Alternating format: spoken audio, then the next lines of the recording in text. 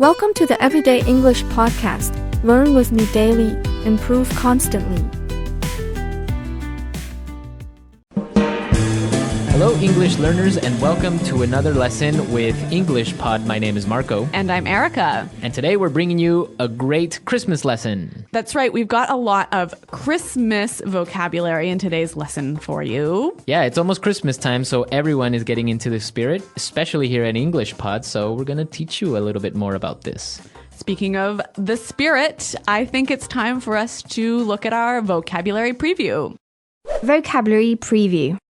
So in this part of our show, we'll look at some key language in the dialogue that you'll need to know to understand the dialogue. And actually, today we only have one word. Eggnog. Eggnog. Eggnog. E-G-G-N-O-G. Eggnog. So eggnog is a really popular Christmas drink. It's a traditional Christmas drink. Right. What is it made of? Eggs, cream, sugar, and usually rum. Rum. Oh, so it has alcohol. Yeah, normally it has alcohol. Okay. All right. That's interesting. There's actually a drink very similar to this in Chile. Really? Yep. They call it monkey tail. So in Spanish, that would be Cola de mono. Very nice. Yeah, so it's actually really, really good. And it's really similar to eggnog. Okay, well, with that in mind, let's take a listen to our dialogue for the first time.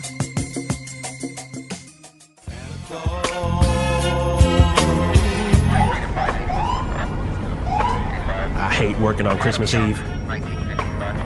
Whoa, get a load of this guy. Come in, Central. I think we got ourselves a situation here.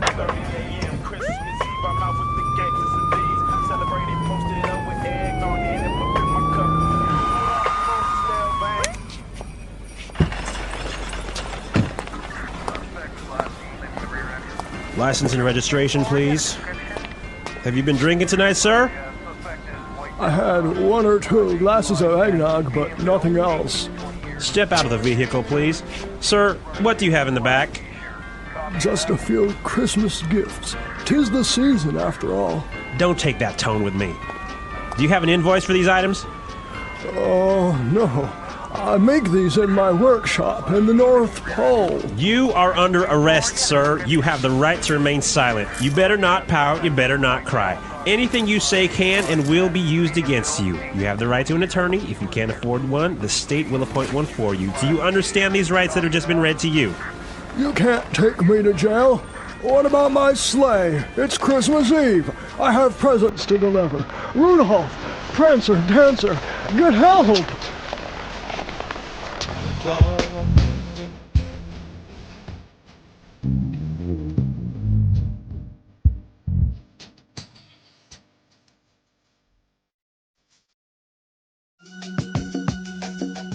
Well, I did not see that one coming. Yeah, that was interesting. Santa Claus is being taken to jail. What's going to happen next, Marco? I don't know. We'll talk about that in a little while. Let's take a look at some language from this dialogue. Language takeaway. So the first word that we have on our language takeaway today is vehicle. Vehicle. Vehicle. Vehicle. So this is a vehicle.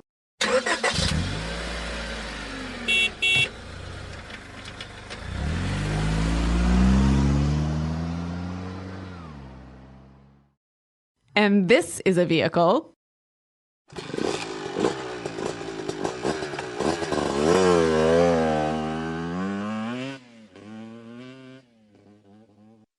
And this is a vehicle.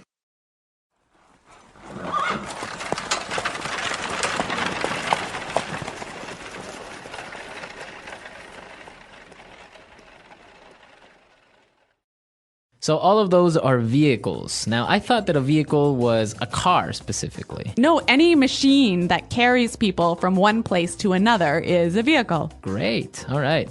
Let's take a look now at our second word, attorney. Attorney. Attorney. So what is an attorney? A lawyer. Well, that's simple enough. Yeah, a lawyer. Let's move to our third word, which is Appoint. appoint. Appoint. Appoint. So appoint means choose. Okay, so the president of a country might appoint his chief of staff. Right? Or I can appoint my attorney. True. So can you appoint a thing? Can I appoint my coffee cup? No. You only use it for people. You choose someone. Okay, You can't choose something. So I appoint someone. Exactly. All right, let's move to our final word. Slay. Slay. Slay. Slay. So, Erica, you're from Canada. You can tell us about sleighs. All right, a sleigh is a vehicle that is pulled by a horse and travels over snow or ice. Okay. So, like Santa drives a sleigh. He drives a sleigh. So, do you drive a sleigh or ride a sleigh? Good question.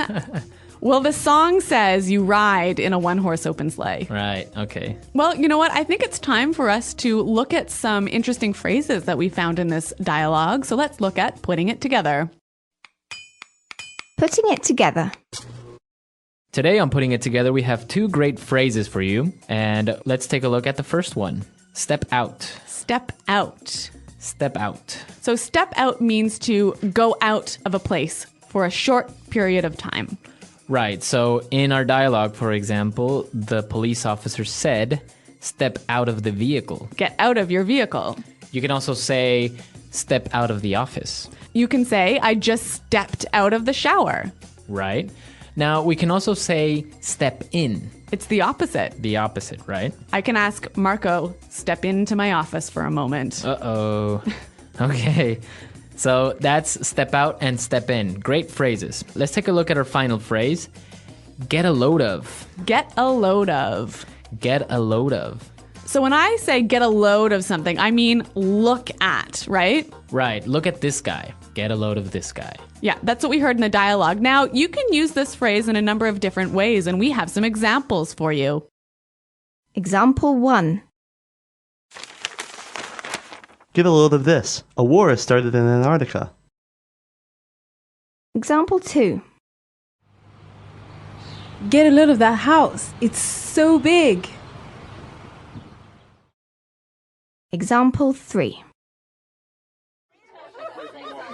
Get a load of him. He's wearing a pink suit. Okay, I think we've covered a lot of interesting words and phrases, so we are ready to listen to our dialogue a second time. But this time it's going to be a little bit slower so we can pick up all these great words. I hate working on Christmas Eve. Whoa, get a load of this guy. Come in, Central. I think we got ourselves a situation here. License and registration, please. Have you been drinking tonight, sir? I had 1 or 2 glasses of eggnog, but nothing else. Step out of the vehicle, please. Sir, what do you have in the back? Just a few Christmas gifts. 'Tis the season, after all. Don't take that tone with me. Do you have an invoice for these items? No. I make these in my workshop in the North Pole. You are under arrest, sir. You have the right to remain silent. You better not pout. You better not cry. Anything you say can and will be used against you. You have the right to an attorney. If you cannot afford one, the state will appoint one for you. Do you understand all these rights that have just been read to you? You can't take me to jail. What about my sleigh? It's Christmas Eve. I have presents to deliver. Rudolph, Prancer, Dancer, get help. Okay, so we noticed some really great words and phrases, and with this, now we can start with some Fluency Builder. Fluency Builder.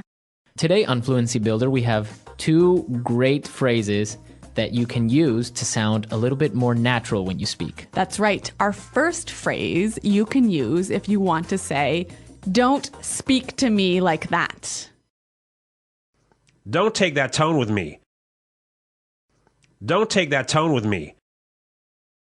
So you often hear this phrase coming out of the mouth of a mother or a father. Yeah, when their children are maybe talking back. Yeah. Don't take that tone with me, young man. I used to get that a lot. Really?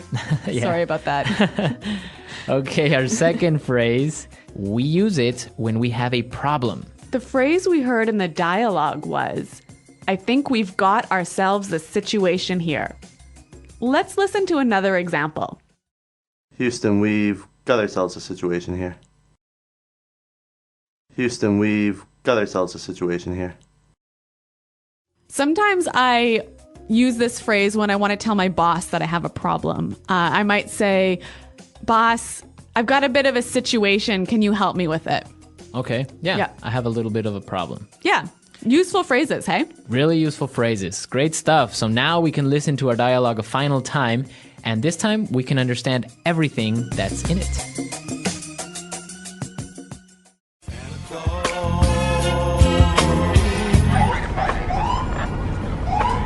I hate working on Christmas Eve.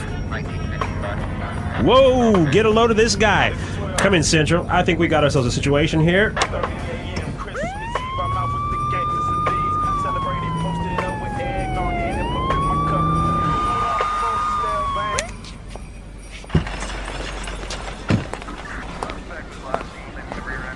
License and registration, please.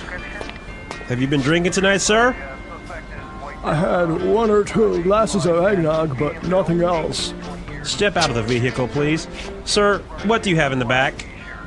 Just a few Christmas gifts. 'Tis the season, after all. Don't take that tone with me. Do you have an invoice for these items? Oh, no.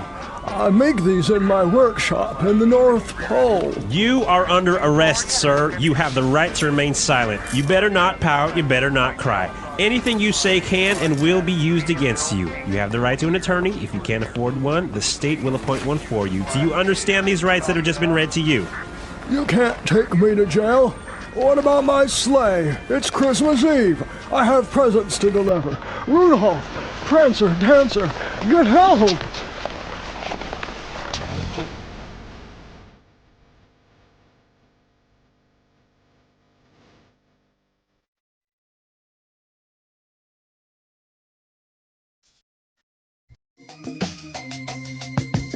So when the police officer was arresting Santa Claus, he said something a little bit strange, hey? Yeah, he said, you better not pout, you better not cry. Now, are those part of the normal rights that a police officer reads? No. They're not part of the normal rights. It's actually from a Christmas song, so let's listen to how it goes in the song.